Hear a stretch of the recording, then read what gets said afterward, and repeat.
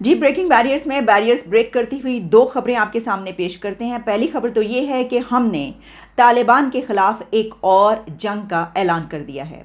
तालिबान के खिलाफ, दहशतगर्दों के खिलाफ एक और ऑपरेशन होगा और इसका ऐलान किया गया है एक डिक्लेरेशन में, जो कि नेशनल सिक्योरिटी कमेटी के इजलास के बाद वो डिक्लेरेशन जारी किया गया, जिसको प्रिजाइड किया प्राइम मिनिस्टर शहबाज शरीफ ने।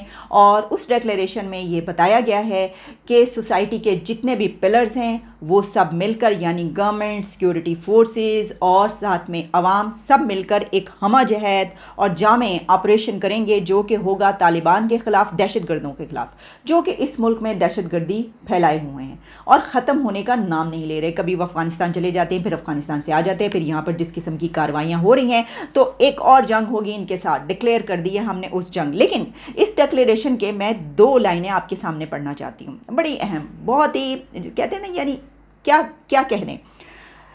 इसमें ये लिखा गया है कि दहशतगर्दी की ये जो हालिया एक नई वेव है, इसको कलदम तहरीक तालिबान पाकिस्तान के साथ एलिजिडली नरम गोशे, सॉफ्ट कॉर्नर रखने की बिना पर ये वेव आई है, ये दहशतगर्दी हो रही है, क्योंकि हमारे अंदर तालिबान के लिए एक हमने सॉफ्ट कॉर्नर रखा हुआ था। और इसी के साथ अदम सोच विचार, यानी हमने सोचा ही नहीं, कोई पॉलिसीज ही ऐसी नहीं बनाई गई और इस पर मबनी पॉलिसी का नतीजा करार दिया, जो कि अवामी तवक्कुआत और ख्वाहिशात के बिल्कुल मुनाफी है। यानी क्रक्स इसका ये है कि अभी तक जो हो रहा था उसमें सोचा ही नहीं हमने, कोई पॉलिसी ऐसी क्यों नहीं बनाई गई। और अवाम की ख्वाहिश ये थी, अवाम ये चाहते हैं कि तालिबान और दहशतगर्दों के ख़िलाफ़ कार्रवाई हो, बजाय इसके कि इनको कौमी धारे में लाया जाए, इनके ख़िलाफ़ तो कार्रवाई होनी चाहिए। तो इतने डेकेड्स गुजर गए, हमने ये कोई पॉलिसी नहीं बनाई, हमें समझ में नहीं आई।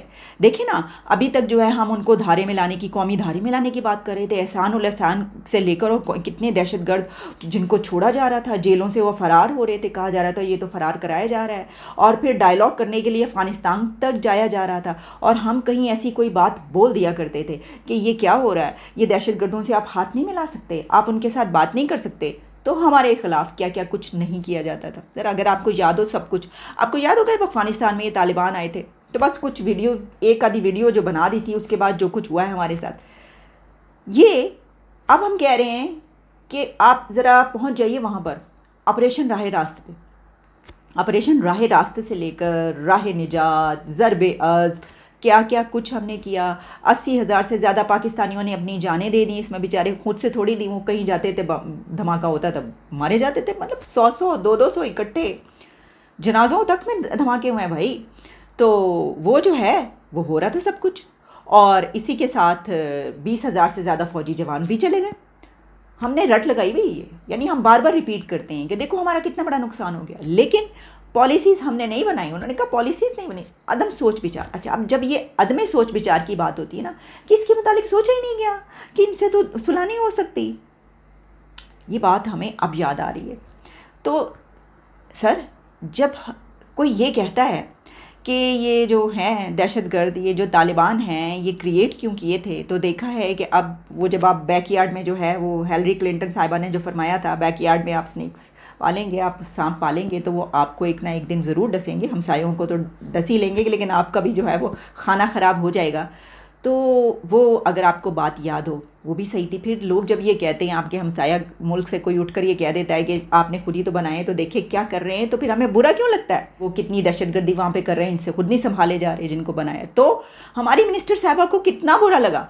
हमारी मिनिस्टर साहबा ने कहा, बजाय इसके, देखिए ये तो हर कोई जानता है, बच्चा बच्चा जानता है तालिबान और दहशतगर्दों की जो है वो सारी तारीख और जो कुछ वो हमारे साथ कर रहे हैं, तो इसके ऊपर हमें, क्योंकि इलेक्शन करीब है, ठीक है ना, आप जानते हैं, तो हमें इतना बुरा लगा, तो वो तो फट पड़ी। उन्होंने कहा ये तो ऑब्सेशन है इंडिया का हमारे साथ, इसलिए ये वाली ज़्यादा बातें की जा रही हैं। और उसी के साथ ये डिक्लेरेशन आ रहा है कि इनको नहीं छोड़ना हमने, ये हमारा हाल इन्होंने बुरा कर दिया और हमारी गलत पॉलिसीज़ का ये नतीजा है। बस ऐसे ही है जो आपके सामने मैंने पेश किया, ये इसी तरीके से है। तो सर, बस ये खबर है कि अब हमने एक और जंग डिक्लेयर कर दी है, एक और ऑपरेशन होगा, लेकिन कुछ लोग इस ऑपरेशन के ख़िलाफ़ भी हैं। वो मैंने देखा सोशल मीडिया पे बाकायदा ट्रेंड चल रहा है, भाई कैसे लोग हैं, ऐसे ऐसे लोग भी पाए जाते हैं। वो कह रहे हैं कि ये जो है ये नामंजूर है। अच्छा जी, ये क्या कहा जा रहा है इसमें? नो मोर ऑपरेशंस एक्सेप्टेड। सर, बात पता क्या है, मैंने जिस तरह अभी आपको गिनवाए, कहाँ से हम शुरू हुए और कहाँ पर हम आ गए हैं। मंजूर पश्तीन जो हैं उनकी तरफ से ट्वीट्स की गई हैं, उनके सपोर्टर्स की तरफ से ट्वीट्स की जा रही हैं और काफ़ी हज़ारों में ये ट्वीट्स हो चुकी हैं। 2 नंबर पे ट्रेंड है ये इस वक्त।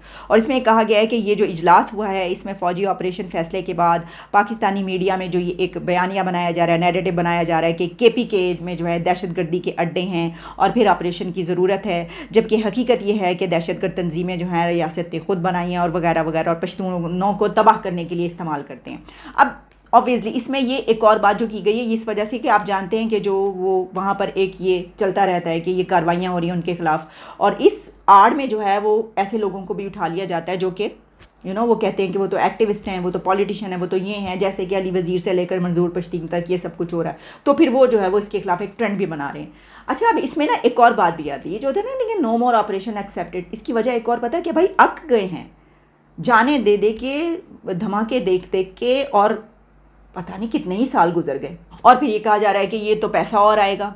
ज़ाहिर है कि जब यहाँ पर एक ऑपरेशन हो रहा होगा और जंग हो रही होगी दहशतगर्दों के साथ, तो पैसे की ज़रूरत तो सर पड़ती है। आप कैसी बातें करें, यानी पैसे के बगैर कोई काम होता है? इतनी बड़ी जंगें पैसे के बगैर कैसे लड़ी जा सकती हैं? तो बिल्कुल आएगा। और इस वक्त हमें जितनी पैसे की ज़रूरत है वो तो फिर आपको पता ही नहीं है जो ट्रेंड चला रहे हैं, तो आने दें पैसा फिर। इसकी वजह ये है कि हमारे जो फाइनेंस मिनिस्टर हैं इसहाक डार साहब, उन्होंने अपना विज़िट कह रहे हैं कि कैंसिल कर दिया। वो कह रहे हैं कि उन्होंने अपना विज़िट कैंसिल कर दिया, लेकिन आखिर ये इसहाक डार साहब का विज़िट कैंसिल हुआ क्यों है? क्योंकि फाइनेंस मिनिस्टर इसहाक डार साहब ने ये कहा है कि उन्होंने अपना अमेरिका का विज़िट, IMF का विज़िट कैंसिल कर दिया। सर अब जितने मुँह उतनी बातें, ये तो आप जानते हैं। तो ये भी कहा जा रहा है कि ये इन्होंने कैंसिल किया है या वहाँ से कैंसिल किया गया है। ठहर जाओ, रुक जाओ, हाल ही ताड़े बारी नहीं आई, तो आप ज़रा अभी लाइन में लगने के लिए तैयार ना हो, ज़रा बैठ जाएं आराम से, धीमे से सहमत रखें। तो अब उन्होंने पूरी एक स्पीच की टीवी पर आकर, और टीवी पे आके इसहाक डार साहब ने फरमाया कि बाकायदा बताया कि ये डेट्स थी, मैंने इन डेट्स को जाना था, और मैंने पहले एक अपनी फ्रेंडली कंट्री की तरफ जाना था। एक कंट्री जो है उन्होंने हमें $2 बिलियन दे दिए हैं, एक की तरफ से $1 बिलियन मिलने हैं, उनसे हम चाह रहे हैं कि हम रिटर्न जो है वो दस्तखत करा लें, वो कुगी मार दें दस्तखत पे कि सर IMF हमने कुगी मार दी, यानी कि दस्तखत कर दिए हैं, ले जी इनको दे देंगे हम पैसे और कोई मसला नहीं है।